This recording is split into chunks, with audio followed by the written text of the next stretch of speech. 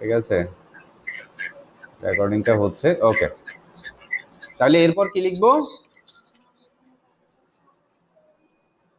Your জন্য কি করব? হ্যাঁ, ইউ সেকেন্ড পারসন, এই যে অবজেক্ট অনুযায়ী মানে হিজ সন অনুযায়ী, কেমন? হিজ সন অনুযায়ী। তাহলে হিজ সন থেকে প্রনাউন নিতে হবে। হিজ সনের প্রনাউন কি? এই যে সনের প্রনাউন কি? হি, সে, পুরুষ তো, সে। তো ইউ এখানে সাবজেক্ট হিসাবে, এই যে ভার্বের আগে দেখো সাবজেক্ট হিসাবে, তাহলে সন থেকেও আমরা সাবজেক্ট নেব। সন থেকে প্রনাউন হচ্ছে হি, হি এর সাবজেক্ট হচ্ছে, আরে এটা প্রনাউন হচ্ছে হি। আচ্ছা, লিখলাম হি। এবার আরটাকে কি করব? আরকে কি করব? শুনতে শুনতে বুঝতে বুঝতে লিখে ফেলতে হবে। দাদা আমি ওই যে অনলাইনে ক্লাস নিচ্ছি, আমি ফ্রি হয়ে ফোন দিচ্ছি। দাদা অনলাইনে ক্লাস নিচ্ছি, ফ্রি হয়ে ফোন দিচ্ছি। বলতেছি অনলাইনে ক্লাস করাচ্ছি স্টুডেন্টদেরকে, ওই যে ফ্রি হয়ে ফোন দিচ্ছি, কেমন?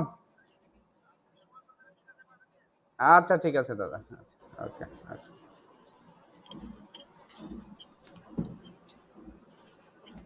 আচ্ছা, তাহলে এর পরে কি লিখবো?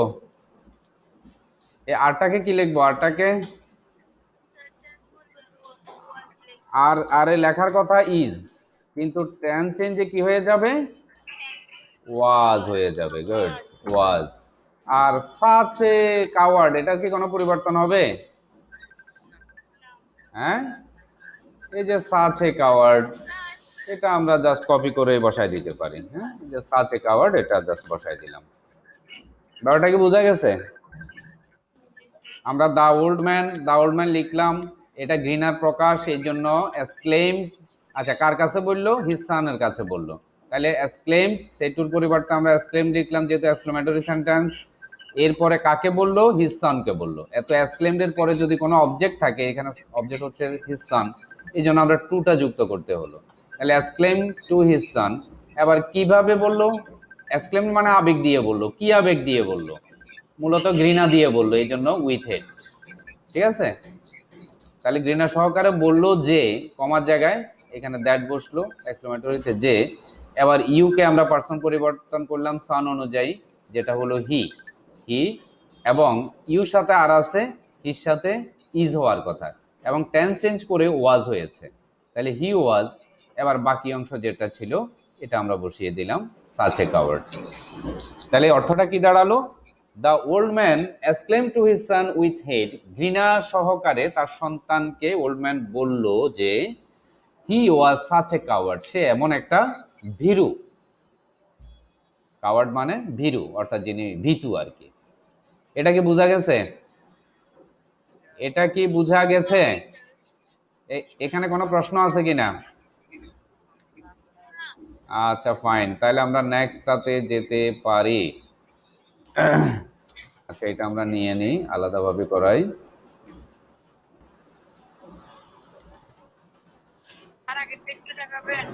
এই তো আগেরটা, এই যে এটা কোনো প্রবলেম আছে কিনা দেখো, এটা কোনো প্রবলেম আছে কিনা, এটা কি বুঝছো? হ্যাঁ, বুঝছো না? আচ্ছা, তাহলে আমরা আবার 2 নাম্বারটাতে চলে আসি। 2 নাম্বারের হচ্ছে আই সেড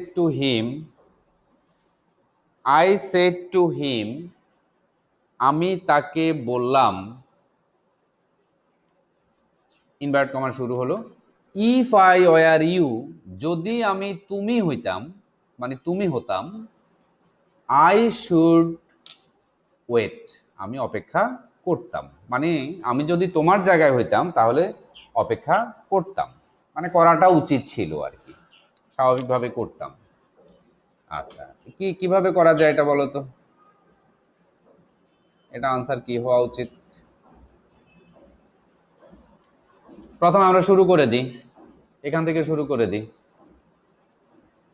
কি লিখবো, কি লিখবো বলো?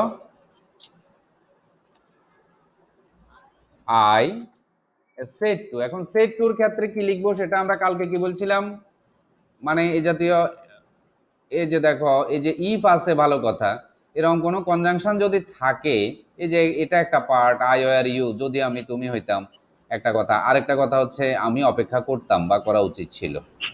ঠিক আছে, এখন এই যে দুটো অংশেই দেখো ইফটাকে বাদ দাও, বাদ দিয়ে আবার দেখো এই যে সাবজেক্ট ভার্ব, এখানেও সাবজেক্ট ভার্ব, তার মানে কি এটা অ্যাসারেটিভ না? অ্যাসারেটিভ সেন্টেন্স না? তো তাহলে সমস্যা কি, তাহলে সেটের জন্য কি বসাবো আমরা, কি লিখবো? টোল্ড, টোল্ড লিখলাম, টিও এল ডি, টোল্ড। অবজেক্ট কি আছে, এই যে এটা আছে নেই, হিম, তাহলে কি লিখবো? হিম। তাহলে আই টোল্ড হিম। এরপরে কমার জায়গায়, যেহেতু অ্যাসারেটিভ, আমরা কমার জায়গায় কি লিখবো? দ্যাট। কিন্তু কালকে কি বলছিলাম, যেহেতু ইফ আছে, ইফটা হচ্ছে একটা কনজাংশন, তো আমরা যে দ্যাট লিখি, দ্যাটটাও আসলে একটা কনজাংশন। তাহলে আমরা যদি ধরো এখানে দ্যাট লিখি, তারপরে ইফ দিয়ে বাক্য শুরু করি, তাহলে কি অর্থ হবে? আই টোল্ড হিম, আমি তাকে বললাম যে, দ্যাটের মানে অর্থ যে, যদি, তো যে দরকার নাই, আমি তাকে বললাম যদি এটা করে, যদি আমি আমি তুমি হইতাম তাহলে অপেক্ষা করতাম। তার মানে এই ক্ষেত্রে দ্যাটটা আমরা বর্জন করতে পারি, দ্যাটটার প্রয়োজন নাই। ব্যাপারটা বুঝছো? কালকেও আমরা দ্যাটটা কিন্তু দিই নাই এখানে। আচ্ছা, এখন এরপরে এই অংশকে জাস্ট আমরা কাজ করা শুরু করি। আই, আইটা পার্সন পরিবর্তনে কি হবে? First person. কি অনুযায়ী হবে রিপোর্টিং ভার্বের? এই আইটা রিপোর্টিং ভার্বের কি অনুযায়ী হবে চেঞ্জটা?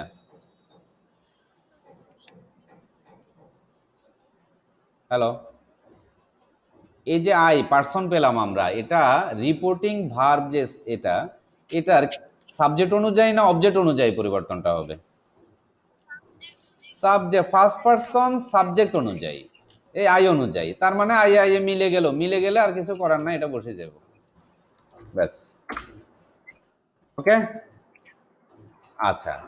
এই যে ওয়ার, আমরা এই যে টেন্স পরিবর্তনের সহজ সূত্র যে শিখলাম, সেখানে কি বলেছিলাম যে এম ইজ আর থাকলে সেটা ওয়াজ ওয়ার হবে, কিন্তু ওয়াজ ওয়ার থাকলে সেটা কিসে যাবে, কে বলতে পারো? ওয়াজ ওয়ার থাকলে সেটা টেন্স পরিবর্তনে কোথায় যাবে? হ্যাড, হ্যাড বিন, এই তো কেউ না কেউ পারছে, গুড। সরি, কোথায় লিখে ফেলছি, had been, had been, good. H A D, had, B double E N, মানে এটার মধ্য দিয়েই ফার্স্ট ইনডেফিনিট থাকলে ফার্স্ট পারফেক্ট হয়ে যাচ্ছে আর কি, বুঝছো নি? হ্যাড বিনটা কেমনে আসে, ফার্স্ট পারফেক্ট করতে গেলে অক্সিলিয়ারি হিসেবে হ্যাড লাগে। তারপরে বিনটা কোথেকে আসে, এই যে ওয়ার থেকে আসে, এখানে ওয়ার ছিল, এই যে ওয়ার থেকে আসছে, কারণ ওয়ারের ফার্স্ট পার্ট 3 নাম্বার রূপ হচ্ছে বিন, এম ইজ আর হচ্ছে প্রেজেন্টে, ওয়াজ ওয়ার হচ্ছে ফার্স্টে, তারপরে বিন হচ্ছে 3 নাম্বারে মানে ফার্স্ট পার্টিসিপেলে। মূলত যে ওয়ার থেকে আসা বিন হয়েছে, এবার ফার্স্ট পারফেক্ট করার জন্য হ্যাডটা যুক্ত করতে হয়। তো আমরা সহজ সূত্রে কি বলেছিলাম, কার অডিও ডিস্টার্ব করতেছে, অফ করো, কার অডিও ডিস্টার্ব করছে, অফ করো। আচ্ছা, যার অডিও ডিস্টার্ব করবে অফ করে ফেলবা। তাহলে আমরা ওয়ারের জন্য লিখলাম হ্যাড বিন। এবার ইউ একটা আছে, এখন ইউ এটা কেমনে চেঞ্জ হবে?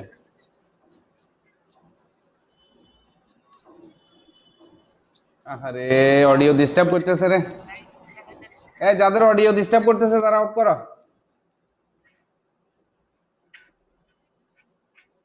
আচ্ছা, তাহলে এই যে ইউ সেকেন্ড পারসন, এটা কিন্তু ভার্বের পরে আছে, খেয়াল করো, ভার্বের পরে, ঠিক নেই?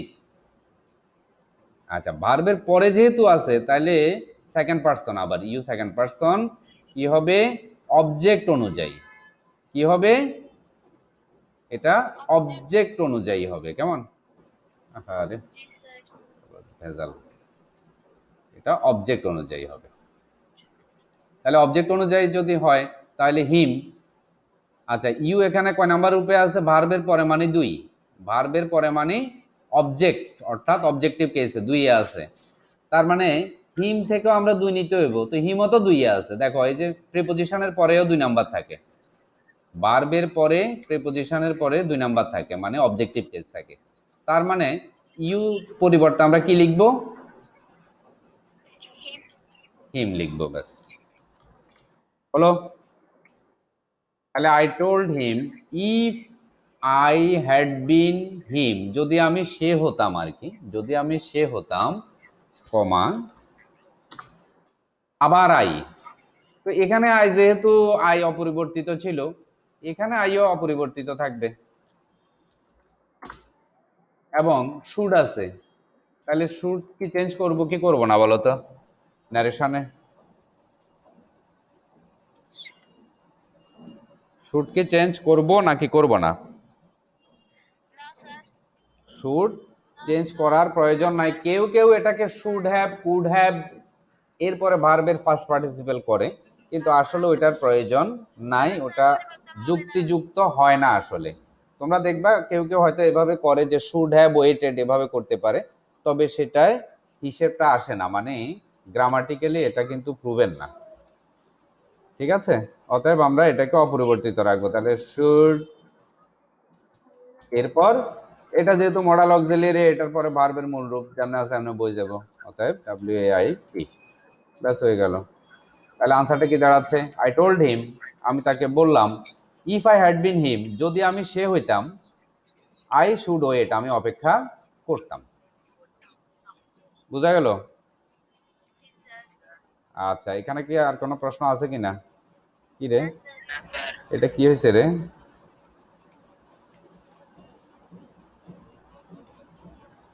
এই তো আছে তো। Good. আচ্ছা, এখন আমরা তাহলে 3 নাম্বারটা নিই topic.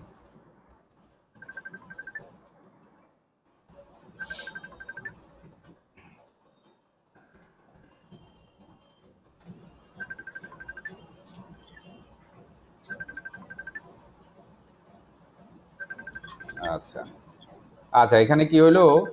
Hari said to me, Hari ধরো একজনের নাম আর কি, হরি একজনের নাম। Hari said to me, Hari আমাকে বলল, can you spare some money for me, তুমি কি আমার জন্য কিছু টাকা বাঁচিয়ে রাখতে পারো? মানে স্পেয়ার মানে কি বাঁচিয়ে রাখা, সেভ করে আলাদা করে রাখা আর কি। ঠিক আছে, যাই হোক, স্পেয়ার মানে হচ্ছে এখানে ভার্ব, ক্যান হচ্ছে অক্সিলিয়ারি ভার্ব, ইউ হচ্ছে সাবজেক্ট। সাবজেক্টের আগে এই যে ক্যান অক্সিলিয়ারি ভার্ব থাকা মানেই এটা আসলে প্রশ্নবোধক বাক্য, এবং এখানে প্রশ্নবোধক চিহ্ন লাগবে। ঠিক আছে, এখন এটাকে আমরা কিভাবে করব বলো দেখি, কেউ শেয়ার করো, তোমরা শেয়ার করো।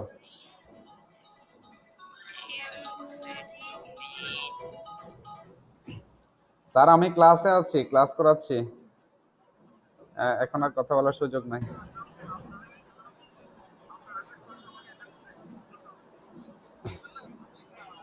আচ্ছা আচ্ছা ফাইন, আপনি এখনই জয়েন করেন। আচ্ছা স্টুডেন্টরা তোমরা, ও আচ্ছা আচ্ছা আচ্ছা, ঠিক আছে। আমার ওই আজকে সন্ধ্যা 7:30টায় ক্লাস আছে, মানে সকালে এটা আমার ওই পিসির সমস্যার কারণে করাইতে পারি নাই। সন্ধ্যা, আচ্ছা বুঝছি, 7:30টায় জয়েন করতে পারবেন নি স্যার? আচ্ছা আচ্ছা, অসুবিধা নেই, আপনি ফোন করে জানাইন। হ্যাঁ, ওকে। আমি ওদেরকে করাচ্ছি, ক্লাস করাচ্ছি তো। আরে, ওকে। হ্যাঁ হ্যাঁ হ্যাঁ, আচ্ছা ঠিক আছে ঠিক আছে ঠিক আছে, ওকে ওকে।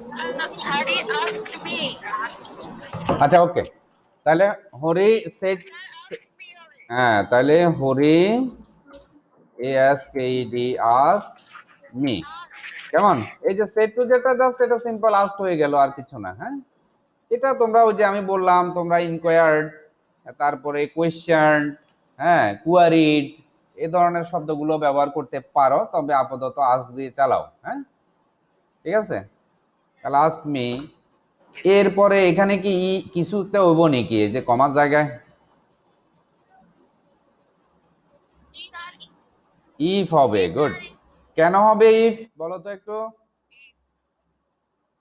কেন হবে? অক্সিলিয়ারি ভার্ব দিয়ে যদি প্রশ্ন শুরু হয় অর্থাৎ ইয়েস নো কোয়েশ্চেন, তখন আমাদের কি না এরকম অর্থটা বাংলায় চলে আসে। সেই কারণে আমরা এখানে ইফ যুক্ত করতে হয় অথবা ওয়েদার যুক্ত করতে হয়, ঠিক আছে? ইফ অথবা ওয়েদার যুক্ত করতে হয়। আমরা ওয়েদারটা এখানে কেটে দিচ্ছি, একটাই রাখছি। তাহলে ইফ, এবার হচ্ছে ভেতরের অংশটা করি। বুঝতে হবে, আগে বুঝতে হবে। আচ্ছা, এখন আমরা করার সময় কি বারবারই এটা বলছি যে সব ধরনের সেন্টেন্সকে আমাদের অ্যাসারেটিভ করতে হয়, কেমন?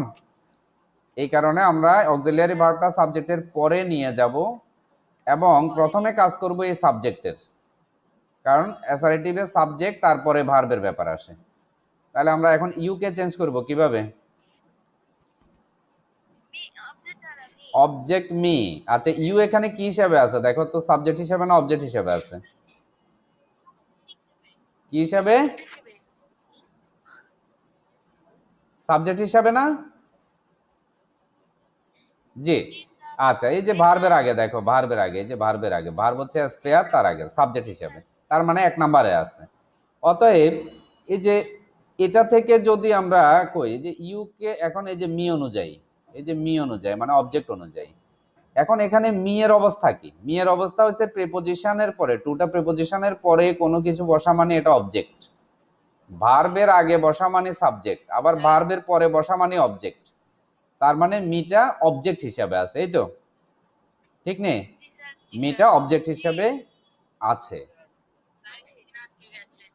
কেন স্ক্রিন আটকে গেছে? সলের তো, সলের সলের ওই এটা তোমার মোবাইলে, আমার ওখানে পিসিতে ঠিক আছে। আচ্ছা, মানে পিসি, অন্য পিসিতেও ঠিক আছে। হ্যাঁ হ্যাঁ, ওখানে নেটের সমস্যা হচ্ছে, অসুবিধা নাই, এটা রেকর্ড করা পেয়ে যাবা।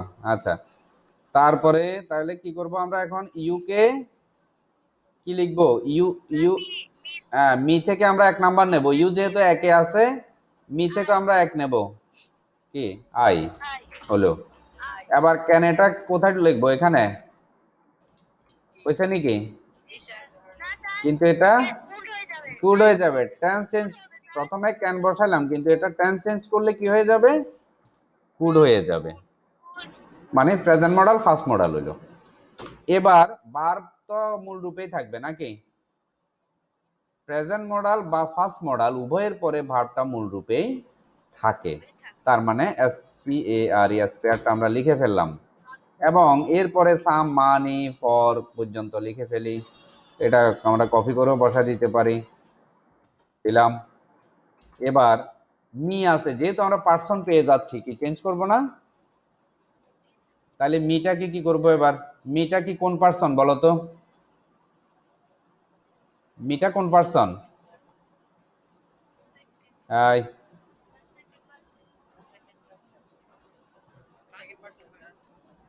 এটা কি সেকেন্ড পার্সন? এই নুহা বলো তো, এটা কি পার্সন?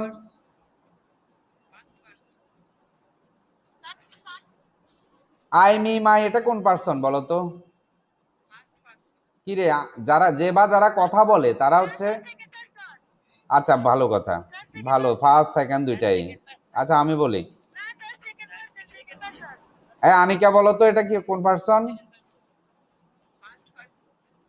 আনিকা, এটা কোন পার্সন? মিটা? আহারে, কোন বনে যাইতাম এবার, কোন বনে যাইতাম এবার, পার্সন শিখাইতে হইব। মানে শিখে শেষ করিয়া লাইছে, এখন পার্সন শিখাইতে হইব। দৌড়ি।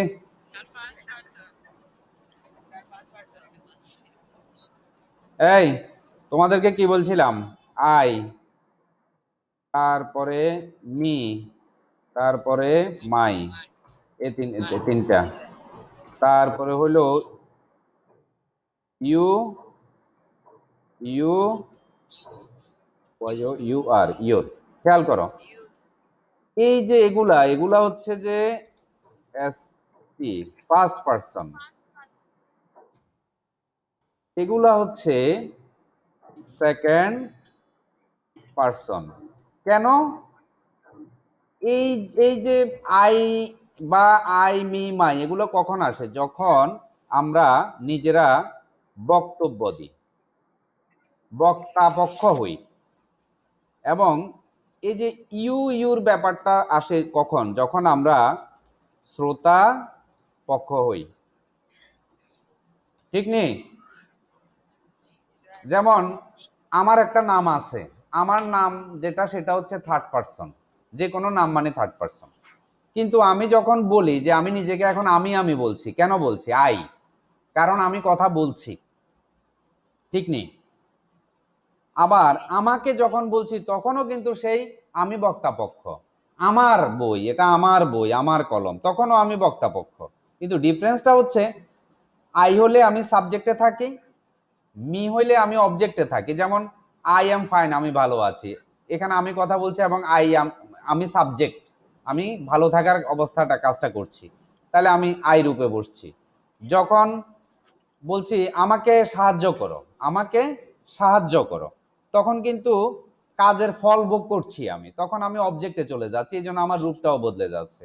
আবার যখন আমি কোনো জিনিসের উপর অধিকার প্রকাশ করছি যে এটা আমার বই, বইটা আমার, অতএব অধিকার বোঝানোর জন্য আমি আমারও রূপ পাল্টে যাচ্ছে মাই। কিন্তু তিনটা জায়গাতে আমি বক্তা হিসাবে কাজ করছি, খেয়াল করো। তার মানে কেউ যখন নিজে কথা বলে তখন তার এই তিনটা অবস্থার জন্য এই তিনটা রূপ, ঠিক আছে? তার মানে বক্তা পক্ষ হচ্ছে সবসময় ফার্স্ট পারসন, তার মানে আই মি মাই হচ্ছে সবসময় ফার্স্ট পারসন। শ্রোতা পক্ষ, যে বা যারা শুনে, যেমন আমি তোমাদেরকে এখন কথা শোনাচ্ছি, তোমরা শুনতেছো, তখন আমি তোমাদেরকে কি বলে সম্বোধন করতেছি? তুমি বা তোমরা বলে না। অতএব এই যে তুমি বা তোমরা, আবার তোমাকে আমি সাহায্য করব, তোমাকে আমি এটা দেব, তখন তুমি কাজের ফল ভোগ করছো, তুমি অবজেক্ট ভার্বের পরে বসছো, তোমার রূপ এটা হচ্ছে। যদিও ইংরেজিতে এই দুইটা রূপ একই, বাংলায় হয় তুমি তোমাকে বা তোমরা তোমাদেরকে, ইংরেজিতে রূপটা এই দুইটা একই। কিন্তু তুমি বাচক শব্দের অর্থাৎ তোমার অধিকার সূচক কিছু বলতে হলে, যেমন তোমার তোমার ক্লাস কয়টায়, তাহলে ক্লাসটা তোমার, ক্লাসের উপর তোমার অধিকার বা তোমার সম্পর্ক, তখন ওই পসেসিভ কেসে বা তোমার বই, তোমার কলম, কলমের উপর কার অধিকার? তোমার। ব্যাস, ওইটা প্রকাশে অধিকার বোঝানোর জন্য রূপটা বদলে যাচ্ছে। তার মানে এই যে সেকেন্ড পার্সন কোনগুলো? ইউর এই তিনটা হচ্ছে সেকেন্ড পার্সন, এবং এগুলো হচ্ছে শ্রোতা পক্ষ। শ্রোতা, শ্রোতা মানে এটা আসলে তালিব্বাস হবে, যাই হোক এটা আমরা ঠিক করলাম না। শ্রোতা মানে শুনে, যে শোনা থেকে শ্রোতা, এটা তালিব্বাস হবে। তাহলে শ্রোতা পক্ষ ইউর এগুলা হচ্ছে সেকেন্ড পার্সন, এবং বক্তা পক্ষ ইউ আই মি মাই এগুলো হচ্ছে ফার্স্ট পার্সন। এটা কি মনে থাকবে নাকি? এটা আগেও পড়াইছিলাম কিন্তু ভুলে গেছো সবাই, মনে থাকবে? আচ্ছা, তাহলে আমরা এবার আগের জায়গায় চলে যাই, এখানে না? আচ্ছা, ওকে। তাহলে ফর মি, এখন প্রশ্ন হচ্ছে মিটা কি অনুযায়ী? ফার্স্ট পার্সন সাবজেক্ট অনুযায়ী না? ফার্স্ট পার্সন সাবজেক্ট অনুযায়ী না? তাহলে সাবজেক্ট কে আছে? সাবজেক্ট এটা কে? এই যে সেট টু এর সাবজেক্ট মানে রিপোর্টিং ভার্বের সাবজেক্ট অনুযায়ী, সাবজেক্ট অনুযায়ী কে? হরি না? হরিণী। আচ্ছা, হরিকে প্রনাউন করলে কি হবে? আমরা জানি নাউন হলে আগে প্রনাউন করে নিতে হবে, হি হবে। আচ্ছা, এখন প্রশ্ন হলো মিটা এখানে কি রূপে আছে? সাবজেক্ট, অবজেক্ট না পসেসিভ, কোনটা? কয় নাম্বারে আছে? অবজেক্ট মানে 2 নাম্বারে, অবজেক্ট মানে 2 নাম্বার। তাহলে এই যে হরির হি থেকে 2 নাম্বার কি হবে? হরির হি থেকে 2 নাম্বার কি হবে?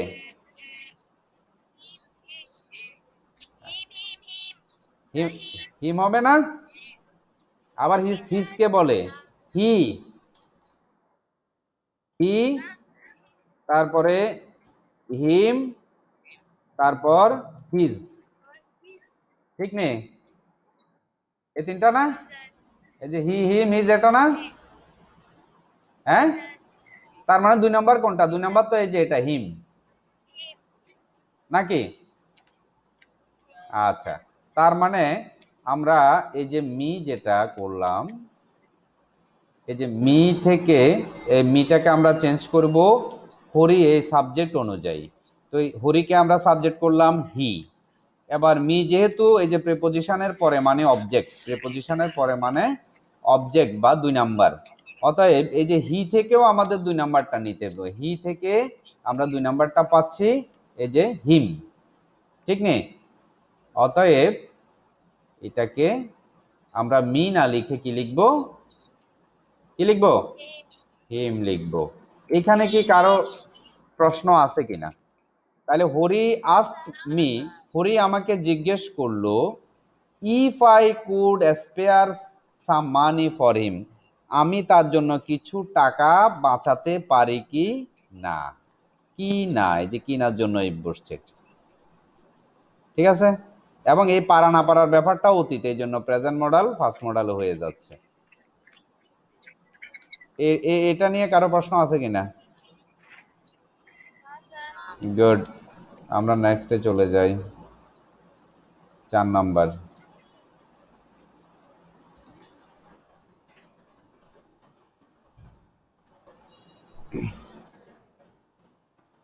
আচ্ছা, এটা এটা আমাদের আর দরকার নাই, এটা আমরা বাদ দিয়ে দিই। ওকে, আচ্ছা এখন বলো এটা কেমন হইব?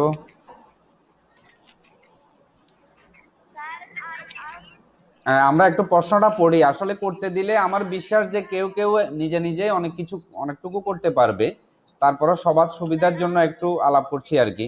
আচ্ছা বলো এটা কে পারবে দেখি, কে পারবে বলো তো, বলো কেউ কি পারবা? I ask the guest, guest এরপর হ্যাঁ,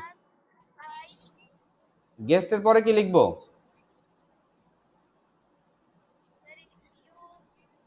এখানে মনে হয় কালার একই হয়ে যায় কেন রে? হ্যাঁ, এটা লাল করে দিই। ও আচ্ছা, একই হাতে একটাই থাকবে, হবে না, হবে না। আচ্ছা বলো, হ্যাঁ গেস্টের পরে কি লিখবো? হ্যালো,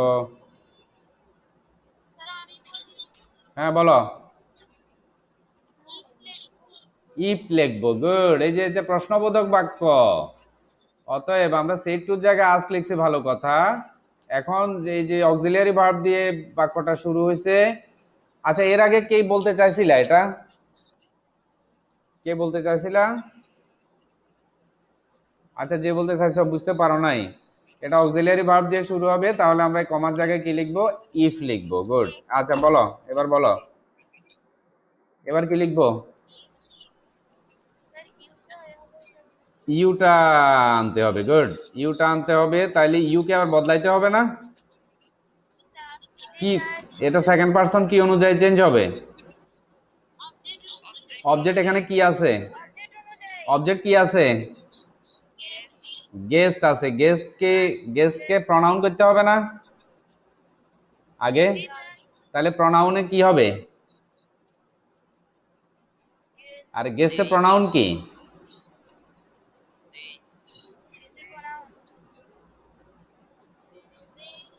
ওখানে হরির প্রনাউন কি হয়েছিল? হরি, হরি 3 নম্বরে হি হয়েছিল, কারণ হরি হয়েছে পুরুষ, একজন ছিল এই জন্য হি হয়েছে। এখানে গেস্ট কয়জন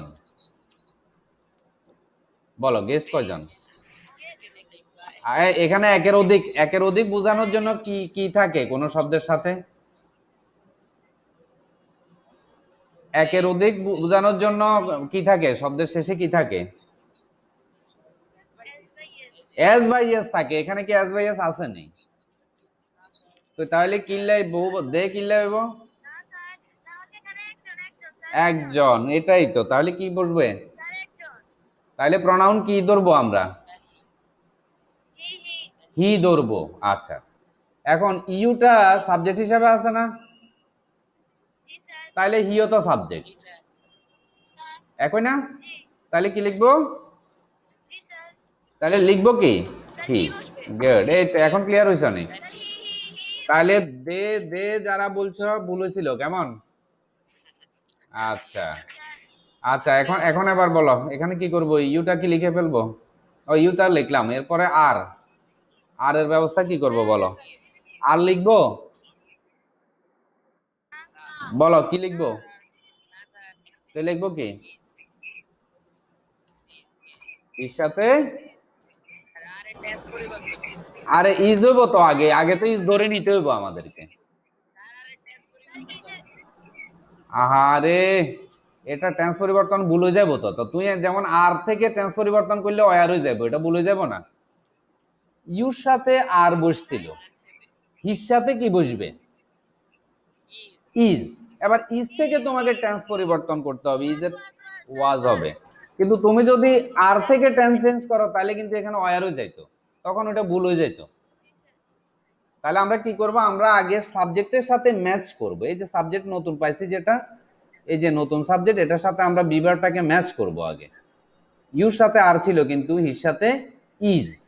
এবার ইজকে আমরা টেন্স চেঞ্জ করব, তখন সেটা ওয়াজ হবে, না হয় ভুল হয়ে যাবে। ক্লিয়ার? আচ্ছা, এরপরে কমফোর্টেবল কি লিখে ফেলবো না? আরে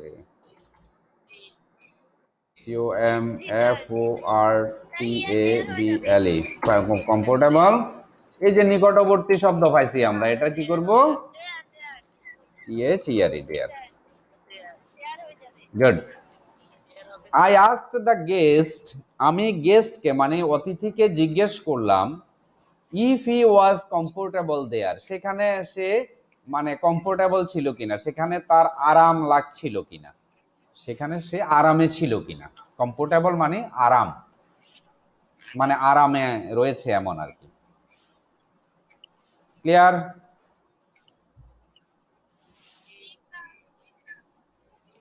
আচ্ছা ঠিক আছে, তাহলে আমরা 5 নাম্বার ধরি না?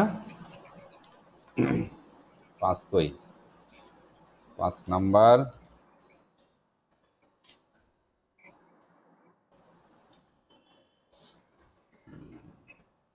ওকে,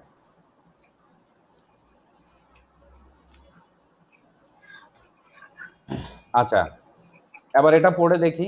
গীতা সেড টু সীতা, গীতা মেয়ে, সীতাও মেয়ে, কেন রে? এগুলো মেয়ের নাম না? হ্যাঁ, তাহলে গীতা সীতাকে বললো, is it not a surprise, এটা কি বিস্ময়ের ব্যাপার নয়, to meet you here today, তোমাকে আজ এখানে দেখা পাওয়াটা কি অবাক করার মতো নয়, মানে বিস্ময়ের ব্যাপার নয়? এইরকম একটা প্রশ্ন করছে। বলো এখন আমরা কি লিখবো? গীতা লিখলাম, আজ সেটার জন্য আজ, এবারে সীতা বুঝবো নি, বুঝতো না? জাস্ট একটু জায়গায় আজ, আর তো চেঞ্জ হবে না। সীতা, এখন এই কমার জায়গায় এবার কি লিখবো বলো? ইফ লিখবো। গুড, অক্সিলিয়ারি ভার্ব ইজ দিয়ে শুরু হয়েছে প্রশ্নটা, এই কারণে ইফ লিখলাম। এখন সাবজেক্ট কি, এখানে সাবজেক্ট কি আছে? সাবজেক্ট কি আছে? ইট আছে, তাহলে ইটটা লিখে ফেললাম সাবজেক্ট। কারণ এখানে খেয়াল রাখবা, ফার্স্ট পারসন এবং সেকেন্ড পারসনের পরিবর্তন করতে হবে এই ইনভার্ট কমার ভেতরে, কিন্তু থার্ড পারসনের কি পরিবর্তন হবে নি? হবে না, কারণ ফার্স্ট পারসন সেকেন্ড পারসন হয়, থার্ড পারসন অপরিবর্তিত থাকে, তোমাদের সূত্রে লিখে দিছি আমি, ঠিক নেই? আচ্ছা, তাহলে ইটটা কি? ইটটা হচ্ছে আই মি মাই এবং ইউ ইউ ইউর, এই 6টা ফর্ম ছাড়া বাইরে, বাইরে এর বাইরে যা আছে সবগুলো থার্ড পারসন, অতএব থার্ড পারসনের কোনো পরিবর্তন হবে না। তাহলে আমরা এখানে ইট লিখে ফেললাম, ভালো কথা। এখন ইজ এটার কি করব? ইজটা এখানে প্রথম আসবে, ধরে নিব ইজ, এরপর এটা টেন্স চেঞ্জ করে হবে ওয়াজ, নাকি? ওয়াজ। এবার যা আছে এটা আমরা লিখতে শুরু করি। Not not a surprise to meet. খেয়াল রাখবা আমরা ভার্বের টেন্স চেঞ্জ করি, কিন্তু টু এর পরে যদি ভার্ব থাকে, এই যে মিট মানে দেখা করা, সাক্ষাৎ করা বা সাক্ষাৎ পাওয়া, টু এর পরে ভার্ব কিন্তু চেঞ্জ হয় না নারেশনে। নারেশনের টু এর পরে ভার্ব অথবা আইএনজি যুক্ত ভার্ব কখনো পরিবর্তন করা যাবে না। তাহলে টু মিট আমরা লিখে ফেললাম। এখন ইউ একটা পাইছি, এই যে পার্সন, কি করব? এই যে সেকেন্ড পার্সন, এটা কি অনুযায়ী পরিবর্তন হবে? সেকেন্ড পার্সন এটা কি অনুযায়ী পরিবর্তন হবে? এই যে রিপোর্টিং ভার্বের এই যে অবজেক্ট, এই যে অবজেক্ট, ঠিক আছে, এটা অবজেক্ট অনুযায়ী পরিবর্তন হবে। এখন অবজেক্ট কি আছে? সীতা। সীতার প্রনাউন কি হবে? প্রনাউন করতে হবে না? সীতার প্রনাউন কি হবে? সীতা পুরুষ না মহিলা? সীতা নাম শুনে কি মনে হচ্ছে এটা পুরুষ না মহিলা? সি হবে, শুনেই তো মনে হচ্ছে এটা মহিলা, অতএব সি ধরলাম। এখন আচ্ছা, এখন এই যে ইউ কোন রূপে আছে? সাবজেক্ট না অবজেক্ট রূপে?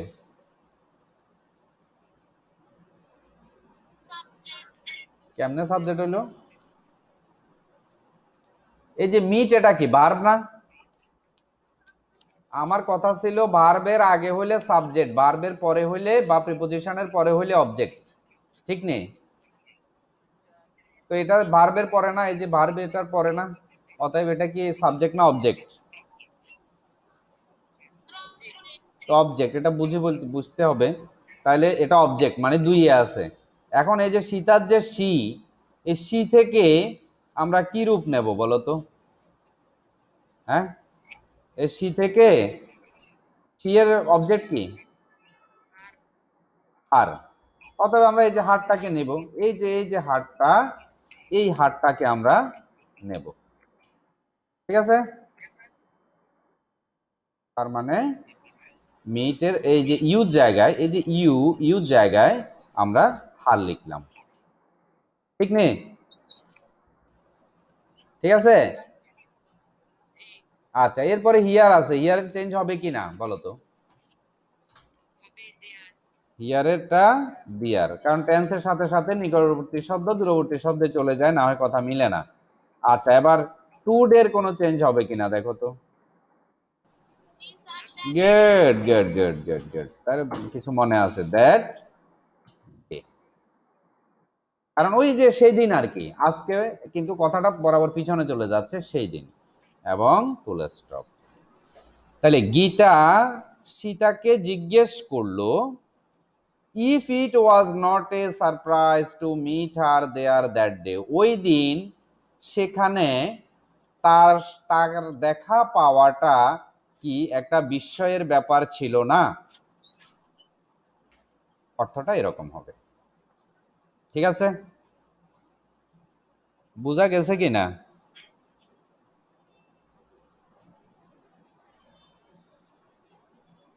আমরা কি কি করলাম এখানে? আমরা এই যে আস্কড সেটুর পরিবর্তে আমরা আস্ক লিখলাম, যেহেতু এটা প্রশ্নবোধক। তারপরে আমরা কমার জায়গায় ইফ ইফ লিখলাম, কেন? অক্সিলিয়ারি ভার্ব দিয়ে বাক্যটা শুরু হয়েছে, এই জন্য আমরা এই যে ইফ লিখলাম এটা। তারপরে ইট এ সাবজেক্ট আমরা অপরিবর্তিত রাখলাম, কারণ এটা থার্ড পারসন, ঠিক আছে? এরপরে ইসটাকে আমরা সাবজেক্টের ভেতরে নিয়ে গেলাম, এই যে সাবজেক্টের ভিতরে আইনা ইস ছিল, এটাকে ওয়াজ করলাম, মানে টেন্স পরিবর্তন করলাম। তারপরে এটুকু লিখে ফেললাম টু মিট পর্যন্ত। এরপরে এই যে ইউ ছিল, ইউকে আমরা নিয়ম অনুযায়ী এ সেকেন্ড পারসন, এবং সেকেন্ড পারসন এটা অবজেক্ট অনুযায়ী এখান থেকে সি বের হলো। সি থেকে এটা যেহেতু অবজেক্ট হিসাবে আছে এই যে ভার্বের পরে, সেই জন্য সি থেকে আমরা হার লিখলাম। হিয়ারকে দূরবর্তী শব্দে আমরা দেয়ার লিখলাম। টু ডেকে আমরা দূরবর্তী শব্দ দ্যাট ডেতে রূপান্তরিত করলাম, ঠিক আছে? দ্যাট ডেটা কোনটা গেল? ও আচ্ছা, আছে, লুকে আছে। আচ্ছা, এটাতে কারো প্রবলেম আছে কিনা দেখো তো। এটাতে কারো ট্রাবল আছে কিনা? আছে নি? নাই, কেমন? গুড। তাহলে আমরা নেক্সট টাতে চলে যাই।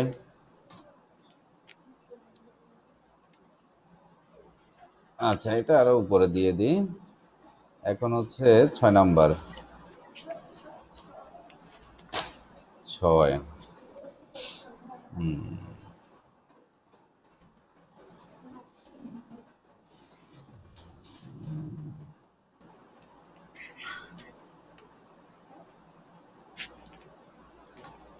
আচ্ছা, বলো এটার কি অবস্থা বলো। এটা প্রথমে কোটেশন মার্কটা আছে, অসুবিধা নাই, প্রথমে থাকুক পরে থাকুক, কোনো ঝামেলা নাই, তবে এটা কিন্তু বুঝার ব্যাপার আছে একটু। এটা ডবল অবস্থা, দেখো এই দিক দিয়ে কোটেশন মার্ক শুরু হয়েছে, ওই যে গতকালকে একটা করেছিলাম এরকম, মাঝখান দিয়ে সাবজেক্ট এবং রিপোর্টিং বার ঢুকে গেছে, তারপরে আবার আরেকজনে আরেকজনে মানে এখানে বক্তা, এটা একটা, এই যে এটা একটা বক্তা, আবার আইও একটা বক্তা, তার মানে এখানে দুইজনের কথোপকথন। ঠিক আছে, এখন আমরা কি করবো, একটু বুঝে শুনে করতে হবে। এই যে প্রথম কথাটা দেখো, উইল ইউ বি হিয়ার, তুমি কি এখানে থাকবে, দ্য নেক্সট ফিউ মিনিটস, অর্থাৎ পরবর্তী কয়েক মিনিট কি তুমি এখানে থাকবে।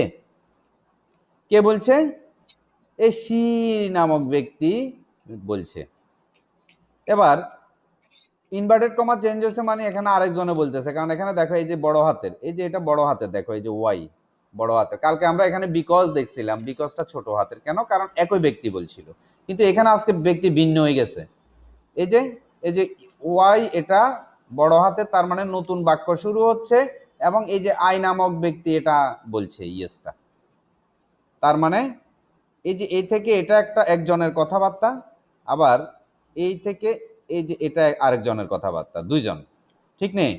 প্রশ্ন কি বোঝা গেছে? প্রশ্ন কি বোঝা গেছে? বোঝা গেছে? আচ্ছা, তাহলে আমরা প্রথমে এটাকে ধরি, এই অংশটাকে ধরি। প্রথমে সাবজেক্ট পরে থাকলে আমরা বলছি প্রথমে নিয়ে আসবো আমরা, তো নিয়ে আসি সি। এবার সেটের জায়গায় আমরা কি করব বলো, এটা কোন ধরনের সেন্টেন্স? এটা কোন ধরনের সেন্টেন্স?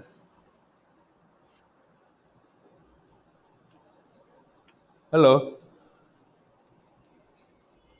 হ্যালো, এটা কোন ধরনের সেন্টেন্স? কি ব্যাপার, আছে তো, সবাই তো আছে, কি সমস্যা?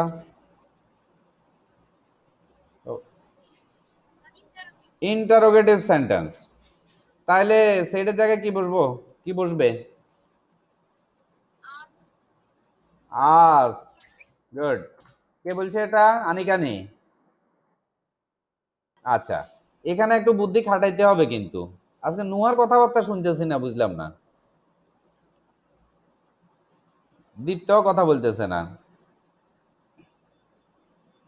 এ অভিজিৎ কই, অভিজিৎ? অভিজিৎ কই, অভিজিৎ? অভি কই, অভি? এই তো আছে তো, অভি অডিও অফ, অভি কি খাইতেছে নি কেন? না ঘুমাই গেছে আবার?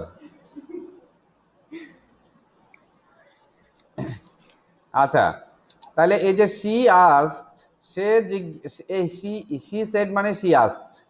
এখন এখানে দেখো, এখানে অবজেক্ট নাই, খেয়াল করো, এই যে এখানে অবজেক্ট নাই, বলছে কাকে বলছে এটা নাই, কিন্তু আমরা পুরো বাক্যটি পড়ে বুঝতে পারছি যে এখানে আই এর সাথে সি এর কথা হচ্ছে, এই যে আই এর সাথে সি এর কথা হচ্ছে, তার মানে এই যে এই যে ভার্ব আমরা বসাইলাম, এটার একটা অবজেক্ট আছে, এই যে সেডের আসলে একটা অবজেক্ট আছে, যেটা এখানে ছিল না, বাট আমরা এটাকে গুছাইয়ে লিখতে হবে।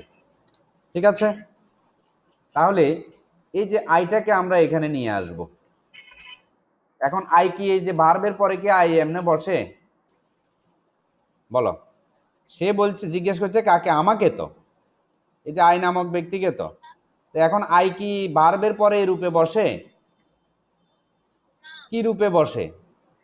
ভার্বের পরে হইলে অবজেক্ট, তাহলে আই এর অবজেক্ট রূপটা বসাইতে হবে না?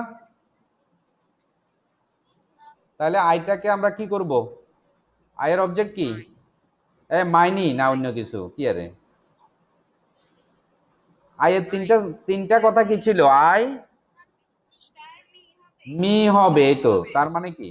তার মানে মনে রাখতে হবে এগুলো দেওয়া, এগুলো আমার বেসিকের সময় ক্লিয়ার করা হয়েছিল। ঠিক আছে, বেসিকের সময় ক্লিয়ার করা হয়েছে, কিন্তু তোমরা মাঝে মধ্যে দেখো না বলে ভুলে যাচ্ছ। তাহলে শি আস্কড মি, এই যে এখানে মি কিন্তু ছিল না, বাট আমরা হিসেব করে দেখলাম যে এখানে অবজেক্ট আছে, অতএব এখানে মি এটা দিতেই হবে। শি আস্কড মি, সে আমাকে জিজ্ঞেস করলো। এবার এই যে এখান থেকে কাজ শুরু করো। উইল এটা কি হবে? আচ্ছা, এখানে কিছু হইব নি, দেখো তো।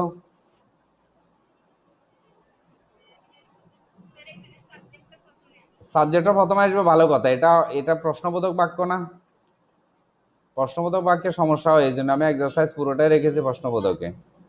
তো প্রশ্নবোধক বাক্যে কমার জায়গায় কি বসে? কমার জায়গায় অথবা বাক্য শুরুতে কি বসে? কি আরে এতক্ষণ লাগের কা? ইফ বসে বসে, এসবগুলাতে এখানে বসে না ইফ, এই যে এখানে বসে না ইফ, এখানে বসে না ইফ। হ্যাঁ, বলতে এতক্ষণ লাগের কিনলে এটা? তাহলে ইফ বসলো। এবার সাবজেক্ট কি আছে এটা? ইউ। ইউ সেকেন্ড পারসন কি অনুযায়ী? সাবজেক্ট না অবজেক্ট অনুযায়ী? অবজেক্ট অনুযায়ী, কিন্তু অবজেক্ট এখানে এখানে উল্লেখিত ছিল না, বাট আমরা হিসেব করে পাইলাম কি অবজেক্ট হয়েছে এটা, এই যে মি। তার মানে ইউ এবার মি অনুযায়ী হবে। ইউ এখানে সাবজেক্ট হিসাবে আছে এক নম্বরে, ভার্বের আগে। তার মানে মি থেকেও আমাদের এক নাম্বার বাইর করতে হবে। মি এর এক নাম্বার কি? মি এর সাবজেক্ট কি? আই। এই তো হিসাব করলে বাইরে যাচ্ছে। আরে ভুল কয়বার হইব? ভুল কয়বার হবে? ভুল হইতে হইতে ক্লিয়ার হয়ে যাবে না? তাহলে আই লিখলাম, এই ইউটা মানে হচ্ছে আই। এখন এই যে উইল লেটারে কি করব? অক্সিলিয়ারি ভার্ব আগে ছিল, এখন অ্যাসারেটিভ, যেহেতু সব বাক্যকে অ্যাসারেটিভ করতে হয়, তাহলে এটা কি সাবজেক্টের পরে চলে আসবে না? হ্যাঁ, উইল লিখলাম, হইব নি? হয়েছে নি?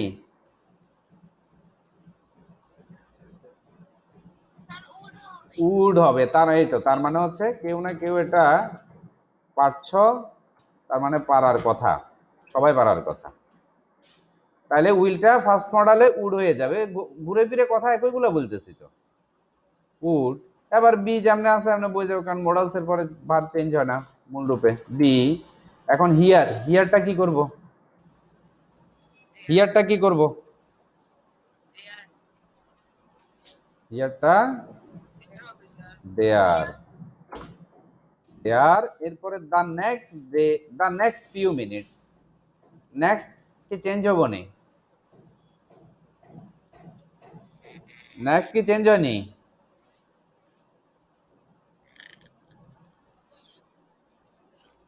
হ্যাঁ, নেক্সট তো পরে, এটার আর চেঞ্জ হয় না আসলে। নেক্সট, নেক্সটের চেঞ্জ হয় না, বুঝছো নে?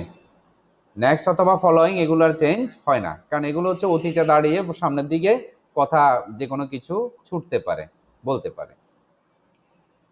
অতএব নেক্সট এবং ফলোয়িং এগুলার কোনো চেঞ্জ হয় না। তাহলে নেক্সট আমরা দিয়ে দিলাম, নেক্সট ফিউ।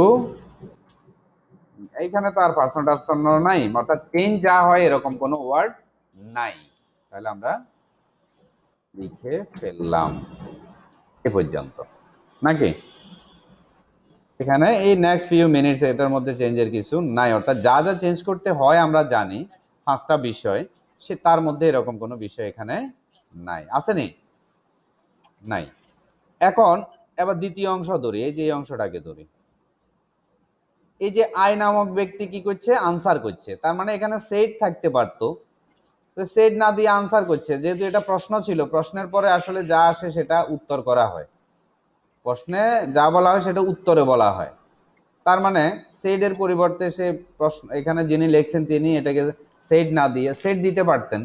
সেট দিলেও আমরা আনসার্ড বা রিপ্লাইড লিখতাম, দেওয়া আছে মানে আমাদের আর ঝামেলা নাই। তাহলে আমরা লিখলাম কি, আই আনসার্ড অপরিবর্তিত থেকে যাবে, ANSWERED, আনসার্ড অপরিবর্তিত। এখন আনসার যে আসলো, আনসারটা কি করলো? ইয়েস করলো। খেয়াল রাখবা, ইয়েস যদি থাকে আনসার, এরপরে যে শুধু ইয়েস এর জন্য আমরা দেখব ইন দা, ইয়েস মানে কি হ্যাঁ বোধক, এই জন্য এটাকে বলবো affirmative, AFFARMATIVE, answered in the affirmative, অথবা আনসার্ডকে আরো বহুল প্রচলিত হচ্ছে এটাকে রিপ্লাইড লেখাটা, REPLIED, replied in the affirmative বা আনসার্ড ইন দ্য অ্যাফার্মেটিভ।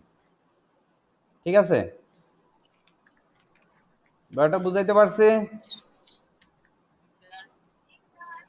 তার মানে ইয়েস থাকলে আমরা আনসার্ড ইন দ্য অ্যাফার্মেটিভ বা রিপ্লাইড ইন দ্য অ্যাফার্মেটিভ লিখবো। তো আনসার্ডের চাইতে রিপ্লাইড ইন দ্য অ্যাফার্মেটিভ এটা সুন্দর শোনা এবং এটাই আসলে প্রচলিত বেশি। ঠিক আছে, তাহলে আমরা চাইলে এখানে কি বলে এই অংশটা মানে আনসারটা বাদও দিতে পারি, চাইলে রাখতেও পারি, সমস্যা নাই। রিপ্লাইড দিলে একটু ঝকঝক লাগে আর কি, মানে এটা চলে বেশি। ঠিক আছে, তাহলে আই রিপ্লাইড, যেমন ইয়েস থাকলে আমরা দেবো I replied in the affirmative. যদি নো থাকতো এখানে কি দিতাম, এখানে যদি নো থাকতো আমরা দিতাম রিপ্লাইড ইন দ্য নেগেটিভ, শুধু অ্যাফার্মেটিভের জায়গায় নেগেটিভ হইতো কথাটা, আর কিছু না। তাহলে আমরা একটা অর্থ করি, শি আস্কড মি, সে আমাকে জিজ্ঞেস করলো, if I would be there, আমি সেখানে থাকবো কিনা, নেক্সট ফিউ মিনিটস, পরবর্তী কয়েক মিনিট। I replied in the affirmative, আমি হ্যাঁ বোধক উত্তর দিলাম, অর্থাৎ আমি বললাম যে হ্যাঁ আমি থাকবো। এই ঠিক আছে, এখানে আর কারো প্রশ্ন আছে কিনা, এটাতে প্রশ্ন আছে কি না? আচ্ছা, তোমাদের বিশেষ ঘোষণা একটা হলো, যেহেতু অনলাইন ক্লাস এবং লকডাউনের মধ্যে তোমাদের ব্যস্ততা নাই, আমি চাচ্ছি তোমাদের ক্লাসটা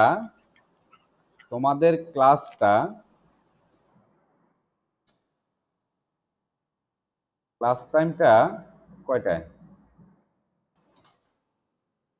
এখন কয়টা বাজে শুরু করি, 10টায় নি, আমরা এটা করাবো হলো 10টা 30 মিনিট থেকে 10টা 30 মিনিট থেকে 10:30 11:30 মানে 12টা, মানে 1.5 ঘন্টা ক্লাসটা করাবো।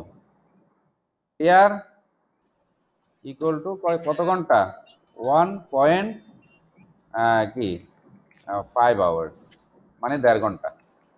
এই সময়টা তোমাদের আগামী কালকে থেকে বলবৎ হবে।